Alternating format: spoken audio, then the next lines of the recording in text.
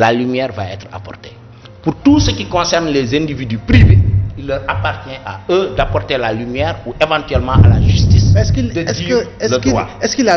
qu'il avait autre alternative quand on sait que nous sommes en face d'un dossier chrysogène? Donc, quand on parle d'alternative, ça veut dire qu'il y a un choix, il y a deux possibilités. Et je pense que s'il a pris l'option de se prononcer clairement et de dire que la lumière va être faite, cette option ne peut pas être la pire, elle ne peut être que la meilleure.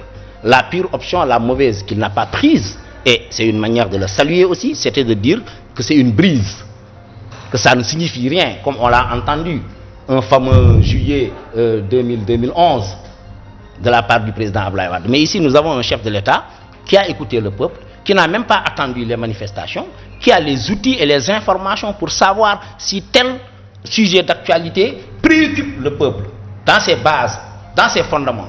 Et il prend en charge cette préoccupation, il trace la voie. Une fois qu'il a tracé la voie, il appartient maintenant aux acteurs étatiques, notamment à travers le ministre de la Justice, qui a demandé l'ouverture d'une enquête judiciaire.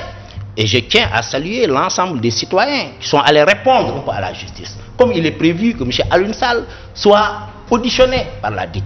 Et c'est aussi l'occasion peut-être de me désoler. J'ai reçu tout à l'heure une information selon laquelle un homme politique de l'opposition, qui est très présent dans le débat pour la transparence, pour la bonne gouvernance sur le pétrole, il aurait été convoqué, mais il a préféré ne pas déférer donc à la convocation.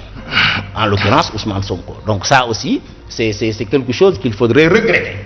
Parce que lorsqu'on se fait le chantre de la bonne gouvernance, de la transparence, qu'on demande à maintes reprises à la justice de faire son travail, la justice commence son travail, auditionne des personnalités de divers ordres, dont il y en a un même qui était à l'étranger, qui est revenu expressément pour être entendu.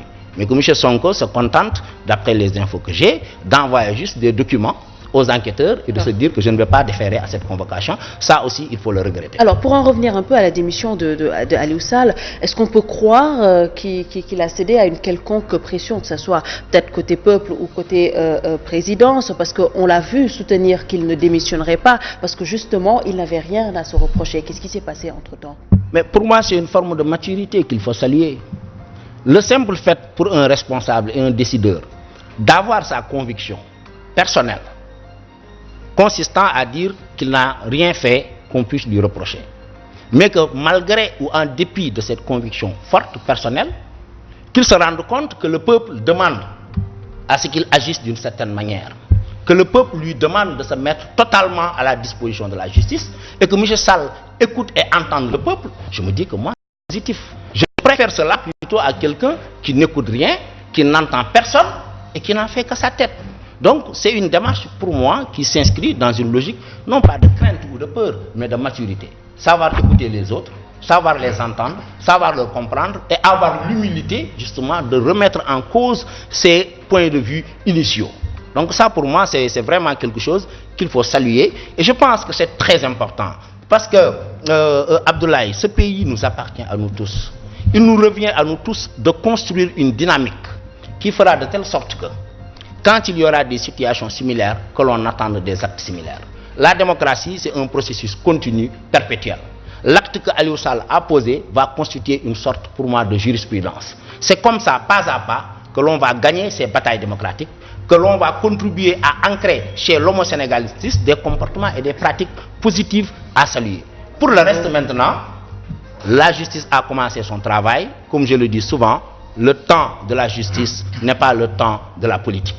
Il est important qu'on laisse sereinement la justice faire son travail, même si l'opinion publique a le droit justement de suivre et de vérifier. Alors, à ce niveau, Aliou, avec la permission de Néné, une démission d'une direction générale, est-ce que cela valait la peine d'opter pour cette démarche jugée populiste, de la tenir dans son fief de Guédiawaye, à plus forte raison de se montrer dans une vidéo pour jurer sur le Coran?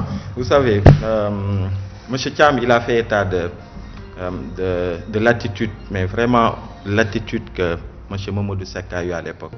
M. Mamadou Seck, dès que le problème s'est posé, il a démissionné. M. Sall, il a dit clairement devant tous les Sénégalais, je ne démissionnerai pas. Et après, derrière, les citoyens, et moi j'estime que il aurait démissionné dès le début. Peut-être que même les choses n'auraient pas eu ces proportions-là, n'auraient pas pris ces proportions-là. Mais quand même, les citoyens, ils ont vu, il a dit, je ne démissionne pas. Ils ont entendu le président de la République parler le jour de la Korité. Ils ont entendu le ministre de la Justice, qui était dans l'affectif, qui était dans le sentiment, Mbokkou Djoulit et tout, c'est le ministre de la Justice, le ministre de la République, un scandale comme ça qui secoue le pays. Vous avez entendu bon musulman. Alou bon musulman qui revenait de la Oumra, excusez-moi, qui se pavane avec le Coran, mais on voit aujourd'hui tout ce qu'il a pu faire et ce dont on l'accusait. Donc voilà, je pense que ce n'est pas cette question. On est dans une république, on a des institutions, là, les choses, elles fonctionnent d'une certaine manière. Et pour revenir à M. Sall, il aurait démissionné dès le départ. Je pense que les choses n'auraient pas pris cette proportion-là. Mais après, les sorties qu'il y a eu venant du gouvernement et tout n'ont pas rassuré le peuple. Je pense que c'est ce qui a fortement influencé la naissance de cette plateforme citoyenne Aar Li Ñu Bokk et l'écho qu'elle s'est faite auprès des populations au point qu'elle est aujourd'hui cette dimension-là. Je pense que c'est ça. Et la deuxième chose, c'est que les citoyens ne lui ont pas donné le choix. Parce que je pense qu'ils commencent à se rendre compte qu'aujourd'hui, des corps de contrôle de l'État peuvent épingler des gens, des directeurs généraux et même des ministres dans leur gestion, qu'il y ait des recommandations fortes qui normalement devraient être suivies d'un limogeage ou bien d'une démission. Non, on a vu. Au contraire, les dossiers ont fini sous des coudes. Mais les citoyens, ils n'ont pas confiance en tout cela. Ils se disent, il faut que nous, on se lève et qu'on dise non et qu'on donne la direction à ceux qui nous dirigent. Et aujourd'hui, ils ont pu voir M. Sall qui était sur cette posture de non, je ne démissionne pas. Aujourd'hui, il démissionne. Il faut prendre acte. Pour moi, c'est un premier pas quand même de fait. Okay?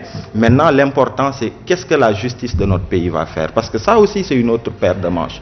Si on était dans un pays où les citoyens avaient cette confiance-là en la justice, il n'y aurait pas eu ce vendredi-là de mobilisation. C'est parce que quelque part, les gens ils se disent, il y a eu tellement de choses qui se sont passées dans ce pays-là et que la justice n'a pas fait son boulot. Il revient à nous, citoyens, maintenant, de nous battre. Il revient à nous, citoyens, de donner le ton et de poser nos exigences fortes, de nous mobiliser pacifiquement pour montrer la voie, en tout cas, à nos institutions.